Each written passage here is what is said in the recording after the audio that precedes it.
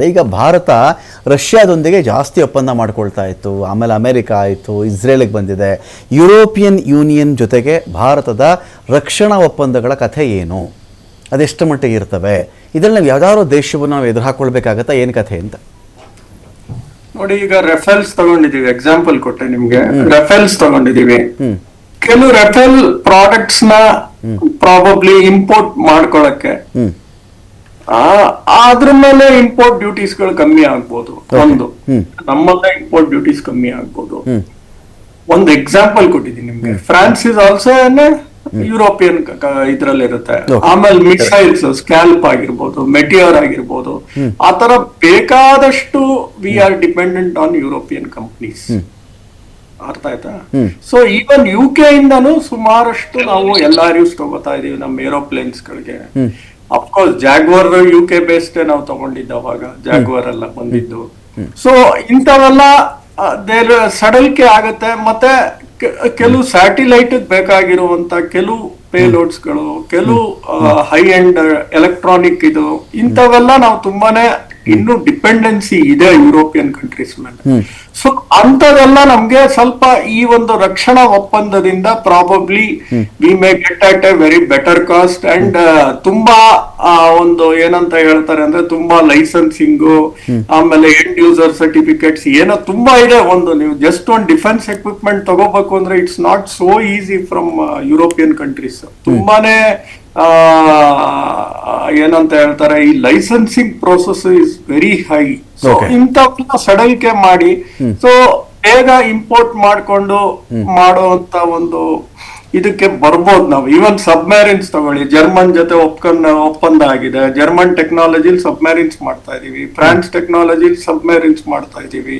So ಇಂಥವೆಲ್ಲ ಕ್ಷೇತ್ರಗಳು ಇನ್ನು ಅಭಿವೃದ್ಧಿ ಆಗ್ಬೋದು, ಇನ್ನು ಸ್ಟ್ರಾಂಗ್ ಆಗ್ಬೋದು. ಯಾವ ತರ ಮೈನ್ಯೂಟ್ ಆಗಿ ವರ್ಕ್ ಮಾಡ್ತಾರೆ ಇನ್ನು ನಮಗೆ ಗೊತ್ತಿಲ್ಲ. These are all macro things what we are speaking. ಇವಾಗ ಅಗ್ರಿಕಲ್ಚರ್ ನಾವು ಜಾಸ್ತಿ ಎಕ್ಸ್ಪೋರ್ಟ್ ಮಾಡಬಹುದು ಈಗ ಆಗಿರೋ ಒಪ್ಪಂದದ ಪ್ರಕಾರ. ಬಿಕಾಸ್ ಯುರೋಪ್ ಅಲ್ಲಿ ಏನಾಗಿತ್ತು, ಟೆಕ್ಸ್ಟೈಲ್ ಗೆಲ್ಲ ಬಾಂಗ್ಲಾದೇಶ್ಗೆಲ್ಲ 0% ಇತ್ತು. Because it's A developing country, under developed country. Developing ಅಲ್ಲ, ಅಂಡರ್ ಡೆವಲಪ್ಮೆಂಟ್ ಕಂಟ್ರಿ ಅಂತ 0%. more access to even for Vietnam sir.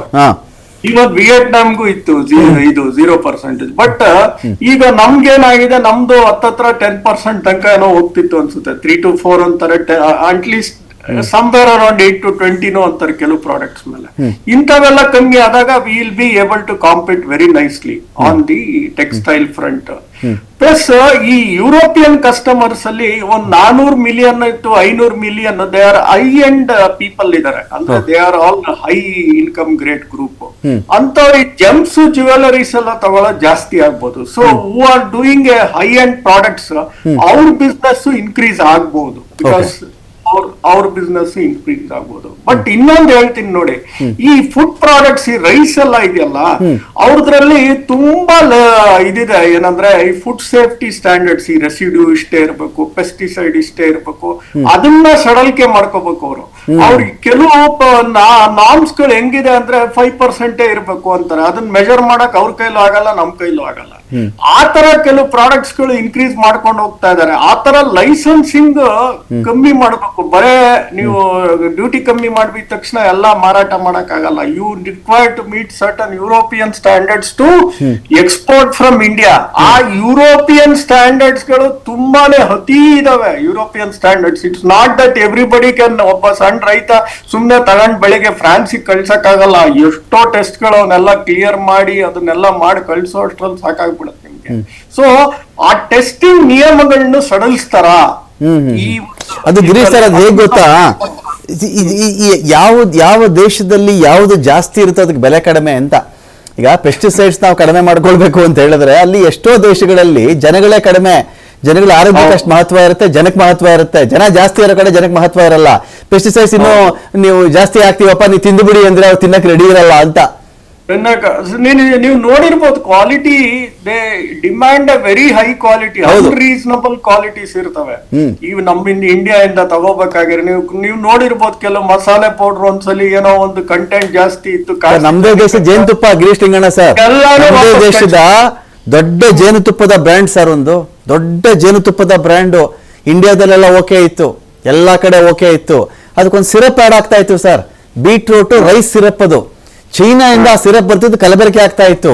ಈ ದೇಶದ ಯಾವುದೇ ಲ್ಯಾಬೊರೇಟರಿನಲ್ಲಿ ಅದು ಪಾಸ್ ಆಗ್ಬಿಡ್ತಾ ಇತ್ತು, ಜೇನುತುಪ್ಪ ಅಂತಾನೆ. ಜರ್ಮನಿಗೆ ಹೋಯ್ತಲ್ಲ, ಅಲ್ಲಿ ಸಿಕ್ಕಾಕೊಳ್ತದು, ಇಲ್ಲ ಇದ್ರಲ್ಲಿ ಇಂಥ ಸಿರಪ್ ಬೆರಕೆ ಆಗಿದೆ ಅಂತ ಹೇಳಿ ರಿಜೆಕ್ಟ್ ಆಯ್ತಲ್ಲ ಸರ್, ಆಗ ಕೋರ್ಟ್ ಚಾಟಿ ಬೀಸ್ತು. ಅಂದ್ರೆ ಸ್ಥಿತಿ ಹೀಗಿರುತ್ತೆ ನಮ್ದು ಅಂತ. ಹೌದು. ಸೊ ಆ ಸಡಲಿಕೆಗಳು ನೋಡ್ಬೇಕು ಏನೇನಾಗಿದಾವೆ ಈ ಮಾತುಕತೆಯಲ್ಲಿ ಅಂತ. ಬಿಕಾಸ್ ಎವ್ರಿ ಡೇ ಒಂದೊಂದು ಪ್ರಾಡಕ್ಟ್ ಆಡ್ ಮಾಡ್ಕೋತಾ ಹೋದ್ರೆ ಅಷ್ಟೊಂದು ಸ್ಟ್ರಿಕ್ಟ್ ನಾರ್ಮ್ಸ್ ಅಲ್ಲಿ ನಾವು ಎಲ್ಲ ಕಸ್ಟಮ್ ಡ್ಯೂಟಿ ಬಿಡೋದು ಒಂದೇ ಅಲ್ಲ, ಈವನ್ ಇದ್ರಲ್ಲೂ ನೀವು ಕಮ್ಮಿ ಮಾಡ್ಬೇಕು. ಈವನ್ ಸಣ್ಣದೊಂದು ಎಲೆಕ್ಟ್ರಾನಿಕ್ ಕಳಿಸ್ಬೇಕಾದ್ರೂ ಆ ಬ್ಯಾಟ್ರಿದು, ಆ ಲೈಸೆನ್ಸಿಂಗು ಸುಮಾರು ಕೇಳ್ತಾರೆ ನಿಮ್ಗೆ. ಆ ಒಂದು ಸಣ್ಣ ಒಂದು ಎಲೆಕ್ಟ್ರಾನಿಕ್ ಐಟಮ್ ಕಳಿಸ್ಬೇಕಾದ್ರು ನಿಮ್ಗೆ ಆ ಲೈಸೆನ್ಸಿಂಗ್ ಮಾಡೋ ಅಷ್ಟ್ರಲ್ಲಿ 8-10 ಲೈಸೆನ್ಸ್ ಕೇಳ್ತಾರೆ ನೀವು. ಅದ್ರಲ್ಲೇ ಒಂದು ಸಣ್ಣದ 10,000 ರೂಪಾಯಿ ಐಟಮ್ಗೆ 2 ಲಕ್ಷ ರೂಪಾಯಿ